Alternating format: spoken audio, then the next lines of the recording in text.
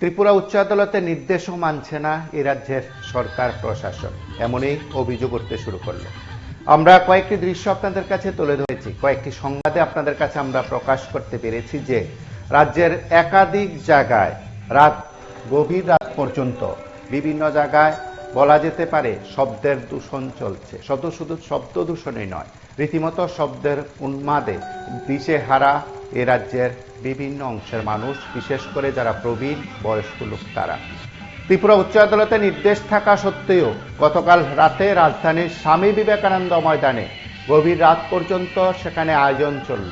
কোথায় ছিল প্রশাসন, কোথায় পুলিশ, কোথায় বা বলতে পারেন জেলা মহকুমা প্রশাসনের আধিকারিকরা?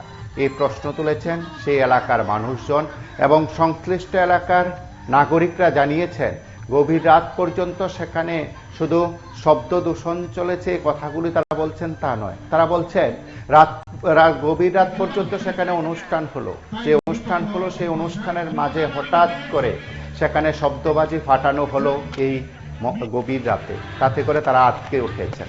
আমরা সেখানে কিছু দৃশ্য আমরা আপনাদের কাছে সেভাবে তুলে ধরতে পারছি না, কারণ আপনারা প্রত্যেকে জানেন যে এই অনুষ্ঠানগুলো সরাসরি তুলে ধরার মুহূর্তে কিছু টেকনিক্যাল প্রবলেম থাকে বলে আমরা সেভাবে তুলে ধরতে পারছি না। কিন্তু তারপরেও বলছি যে দৃশ্যগুলো আপনারা দেখছেন, এই দৃশ্যগুলো দেখে অনেকে আমাদের কাছে প্রতিনিয়ত সংবাদ পাঠান, প্রতিনিয়ত বক্তব্য পাঠান, প্রতিনিয়ত তাদের প্রতিক্রিয়া পাঠান, বলেন এগুলো বন্ধ করতে হবে, আর তারা সহ্য করতে পারছেন না।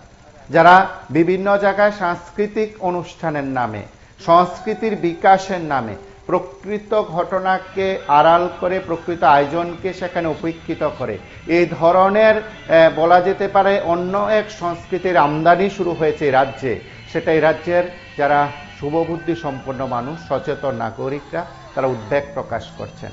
এই শব্দ দানবে রীতিমতো যারা রোগী পরিজন, রাজ্যের প্রবীণ নাগরিকরা আছেন তারা রাতে কষ্ট পান, যারা বলতে পারেন যারা হার্টের রোগী, যারা হৃদরোগ সংক্রান্ত রোগে আক্রান্ত, তাদের জন্য তো ভীষণ রকম এটা খুব সমস্যা। যে সমস্যা কথা প্রতিনিয়ত চিকিৎসকরা বলে আসছেন, প্রতিনিয়ত সচেতন করার কথা বলে আসছেন, শব্দ দানব, শব্দ সন্ত্রাস থেকে বিরত থাকতে তারা বলছেন, কিন্তু কোথাও বোধ হয় সকলে হার মেনে যাচ্ছে। আগরতলা স্মার্ট সিটি হয়েছে, আগরতলা পৌর নিগমকে নানাভাবে সাজিয়ে তোলার উদ্যোগ নেওয়ার কথা বলা হচ্ছে। কার্যত আইন মেনে প্রশাসনের সুস্থিতি রক্ষায়, বলতে পারেন সুস্থ নির্মল পরিবেশ রক্ষার ক্ষেত্রে কতজন দায়িত্ব পালন করতে পারেন। আমরা রাজধানীর বুকের কিছু দৃশ্য আমরা আপনাদের কাছে তুলে ধরার চেষ্টা করছি। তার পাশাপাশি আপনাদের প্রত্যেকের কাছে আমাদের বক্তব্য, আপনারা যারা এই সময়ের মধ্যে আমাদের কাছে এই বিষয়গুলো উত্থাপন করে আপনাদের প্রতিবাদের কথা জানান, অবশ্যই আপনারা আরো একবার এই বিষয়গুলো প্রশাসন সরকারের দৃষ্টিতে নেওয়ার চেষ্টা করবেন।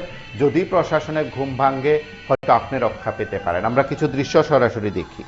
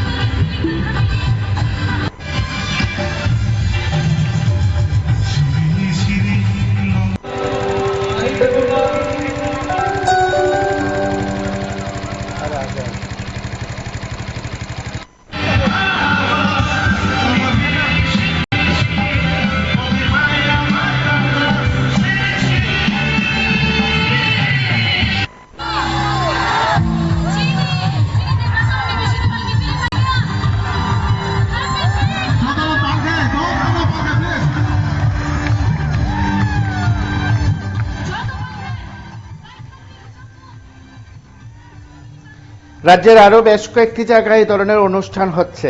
রাজধানীর বিভিন্ন জায়গায় এই অনুষ্ঠানগুলো দেখে অনেকে অভিযোগ করেন, অনেকে তাদের প্রতিবাদের কথা জানান।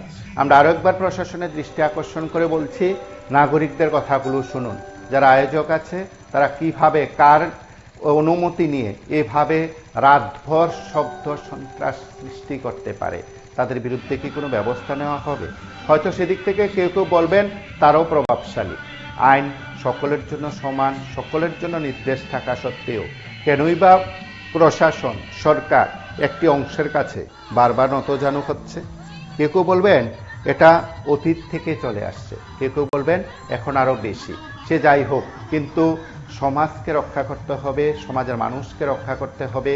এই সমাজের যারা এই বিষয়গুলো দেখে একেবারে বলতে পারে রীতিমতো অতিষ্ঠ শুধু নয়, প্রতিনিয়ত খুব কষ্ট পাচ্ছেন, তাদের জন্য তো সরকার, তাদের জন্য তো প্রশাসন, সকলের জন্য প্রশাসন ভাববে প্রত্যাশা রইল। এবং এই ধরনের আয়োজন নিয়ন্ত্রণে এবং শব্দ সন্ত্রাস বন্ধে শুধু মুখে নয়, পত্রিকার বিজ্ঞাপন নয়, শুধু আয়োজনে বড় বড় কথা নয়, বাস্তব চান এই রাজ্যের নাগরিক। আপনারা সঙ্গে থাকুন, দেখতে থাকুন টিভি 24।